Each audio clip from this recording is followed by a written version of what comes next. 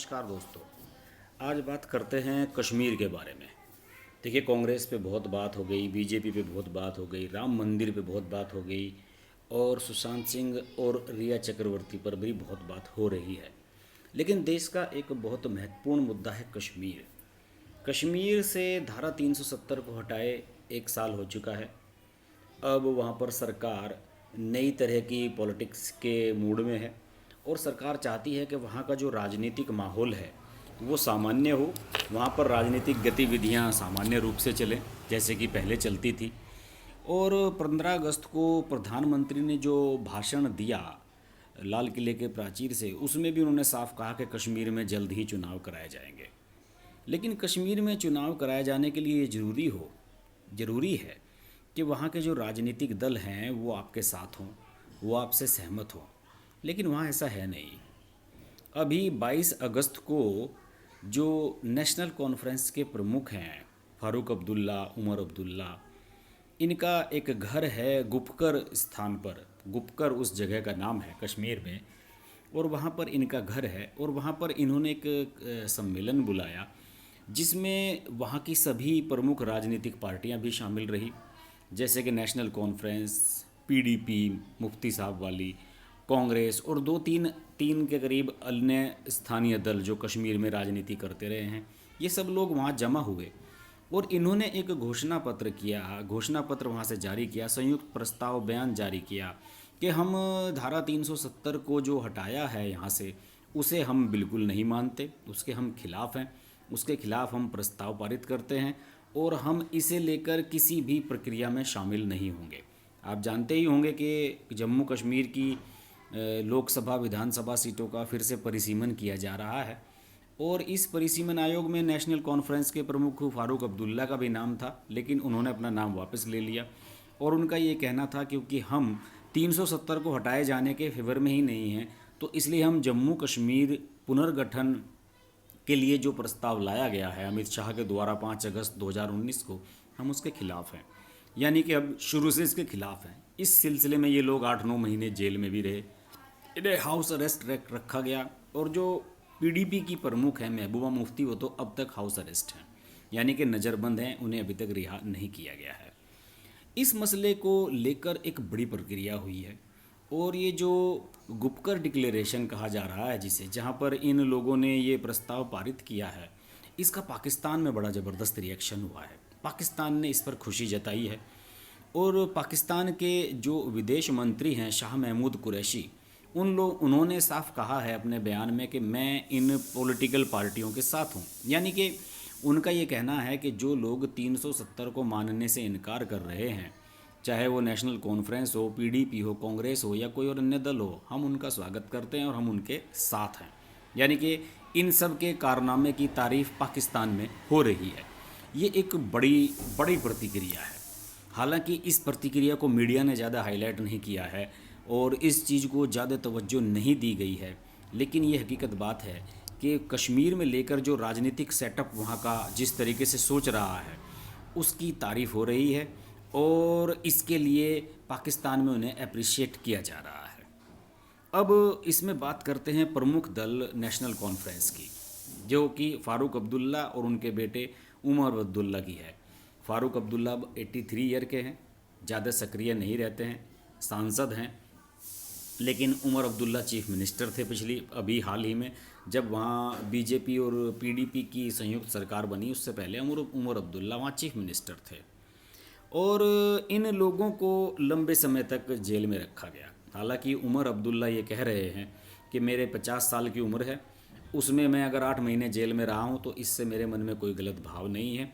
Political लोगों का jail में रहना कोई अलग बात नहीं है। बिल्कुल बात सही है। लेकिन दोस्तों, आज मैं आपको एक चीज़ और दिखाना चाहता हूँ। फ़ारूक अब्दुल्ला और उमर अब्दुल्ला ने प्रमुख अखबार हिंदुस्तान टाइम्स को एक लंबा चौड़ा इंटरव्यू दिया है और उसमें कई बातें कही हैं। इस पर हम आगे डिस्कस करेंगे। ये देखिए, ये इंटरव्यू इन लोगों ने दिया है, पूरे 1 पेज का इंटरव्यू है। और इस इंटरव्यू में उन्होंने साफ ये कहा है, उमर अब्दुल्ला और फ़ारूक अब्दुल्ला ने, कि ultra nationalists call us separatist in JK we are treated as nationalist. यहाँ पर इनका ये कहना है कि हम बड़ी अजीबोगरीब स्थिति में फंस गए हैं।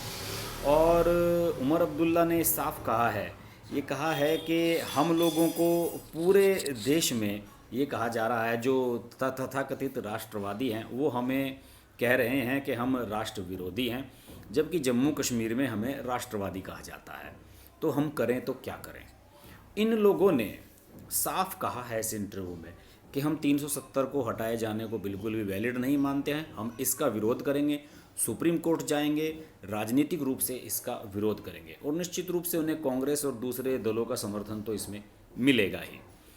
उन्होंने ये कहा है कि ये जो कुछ भी हुआ, ये हिंदू मुस्लिम का जो आवाज़ थी वो अब कश्मीर में उठने लगी है, पहले ऐसा नहीं था यहाँ पर। और अब यहाँ पर एक तरह से जो जातीय और सांप्रदायिक बंटवारा है लोगों में वो हो गया है। आज जो लोग यहाँ आतंकवाद से मर रहे हैं वो पाकिस्तानी नहीं, कश्मीरी लोग हैं। और उन्होंने ये भी कहा है कि 5 अगस्त को जो जो प्रस्ताव लाए अमित शाह 2019 को लोकसभा में, राज्यसभा में, उसमें कई खामियां हैं, और वो खामियां हमें बिना विश्वास में लिए हुए किया गया ये, इसलिए इसमें हुई हैं। इसके अलावा उन्होंने ये भी दावा किया है फारूक अब्दुल्ला ने कि अब देखना कि जितने भी यहाँ पर आवास प्रमाण पत्र मिलेंगे, जो डोमिसाइल जारी होंगे, यहाँ पर 90% गैर मुस्लिम लोगों को होंगे। यानी कि यहाँ हिंदू आबादी कश्मीर में बढ़ाए जाने की प्लानिंग मोदी सरकार कर रही है, ये कहना है फारूक अब्दुल्ला और उमर अब्दुल्ला का। उन्होंने कहा है कि इससे यहाँ की डेमोग्राफिक चेंज होगी, जम्मू कश्मीर की, यहाँ पर भारी बदलाव आएंगे, तनाव होगा और यहाँ का माहौल ख़राब होगा। उन्होंने वाजपेयी जी की एक बात याद की। उन्होंने कहा है कि जब अटल बिहारी वाजपेयी प्रधानमंत्री थे तो उन्होंने ये साफ कहा था कि जब कश्मीर का मसला हम सोल्व करेंगे तो उसमें हम जमहूरियत, इंसानियत और कश्मीरियत के छाते के नीचे ये मसला सुलझाया जाएगा। लेकिन आज ऐसा कुछ नहीं है। नरेंद्र मोदी और अमित शाह मनमानी कर रहे हैं और कश्मीर के मसले को दूसरे तरीके से सुलझा रहे हैं। पहले दरवाज़ा खोलने की बात थी, आज सारे दरवाजे बंद कर दिए गए हैं। इन्होंने ये भी कहा है कि उमर अब्दुल्ला का इस इंटरव्यू में ये भी कहना है कि एकता, जो इंटीग्रिटी है देश की, वो कागज़ के एक टुकड़े से नहीं आती, भावना से आती है, और कश्मीरियों की भावनाओं का यहाँ पर खिलवाड़ किया गया है। उन्होंने ये भी कहा है कि हम इसका विरोध करेंगे, लेकिन बंदूक से नहीं, गांधीवादी तरीके से। और इसके अलावा जो परिसीमन आयोग यहाँ के लिए बनाया गया है उसका भी विरोध इन लोगों ने किया है। उन्होंने कहा है कि हम इसमें इसलिए शामिल नहीं हुए क्योंकि जब मैं चीफ मिनिस्टर था तो हमने ये तय किया था कि 2026 में जब पूरे देश का परिसीमन होगा उसी के साथ कश्मीर का परिसीमन होगा, लेकिन इसके लिए अलग से परिसीमन क्यों कराया जा रहा है, हम इसके खिलाफ हैं। यानी कि वो इसमें भी भाग नहीं ले रहे हैं। और फारूक अब्दुल्ला ने एक पुरानी बात भी कही है, मनोज सिन्हा को वहाँ भेजा गया है LG बनाकर, और कई तरह के बदलाव कश्मीर में चल रहे हैं। उन्होंने कहा है कि ये सब चीज़ें तो राजनीतिक हैं। जब 1984 में मैं चीफ मिनिस्टर था, यानी कि फारूक अब्दुल्ला, तो उस समय इंदिरा गांधी ने जगमोहन को यहाँ का राज्यपाल बनाकर भेजा था और उन्होंने कई क्रांतिकारी काम यहाँ पर कर दिए थे। लेकिन जगमोहन ने ये भी कह दिया था इंदिरा गांधी से कि अगर जम्मू कश्मीर से मुख्यमंत्री के पद से फारूक अब्दुल्ला को हटाया गया तो यहाँ बहुत खून खराबा हो जाएगा, जबकि हम खून खराबे वाले व्यक्ति नहीं हैं, ये कहना है फारूक अब्दुल्ला का। यानी कि अब स्थिति वही बन रही है जो पहले बन रही थी। ये लोग जानते हैं कि जगमोहन, जो बाद में बीजेपी में शामिल हो गए थे, जगमोहन ने कई क्रांतिकारी काम किए थे, वैष्णो देवी की व्यवस्था को सुधारा था, उन्हें याद किया जाता है। लेकिन अब जो माहौल वहाँ पर बन रहा है, ये तो तय है कि ये सभी राजनीतिक दल, इसमें कांग्रेस भी शामिल हो गई है, PDP, नेशनल कॉन्फ्रेंस, ये सब लोग शामिल हो गए हैं इसमें। ये मोदी और अमित शाह और केंद्र सरकार के साथ चलने के लिए बिल्कुल तैयार नहीं हैं। आने वाले समय में कश्मीर के हालात क्या होंगे, यहाँ हालात बिगड़ेंगे या सुधरेंगे, ये एक बहुत बड़ा सवाल है। कैसे सरकार यहाँ व्यवस्थाओं को लागू कर पाएगी, और ये सब चीज़ें बड़ी सवाल हैं। इनके रवैये से तो साफ है कि ये लोग साथ चलने के लिए तैयार नहीं हैं। और जहाँ तक महबूबा मुफ्ती का सवाल है, उसके बारे में उमर अब्दुल्ला का ये कहना है कि भाई हमने कोई डील मोदी सरकार से नहीं की थी और हमें ऐसा नहीं है कि हमें जल्दी रिहा कर दिया गया। और महबूबा मुफ्ती की बात वही बता सकती हैं कि उनकी क्या प्रॉब्लम है। बहरहाल कश्मीर का मसला अब एक नया मोड़ ले रहा है इस पर हम नज़र बनाए रखेंगे। परिसीमन आयोग वहाँ किस तरीके से काम करेगा, इसकी मैंने एक अलग से वीडियो बनाई है, आप उसे भी देख सकते हैं। कश्मीर पर हमारी नज़र रहेगी। देखते रहिए अर्श की बात लाइव। नमस्कार। अगर आपको हमारी वीडियो पसंद आई तो वीडियो को लाइक करें, चैनल को सब्सक्राइब करें और नोटिफिकेशंस के लिए बेल आइकन को प्रेस करें।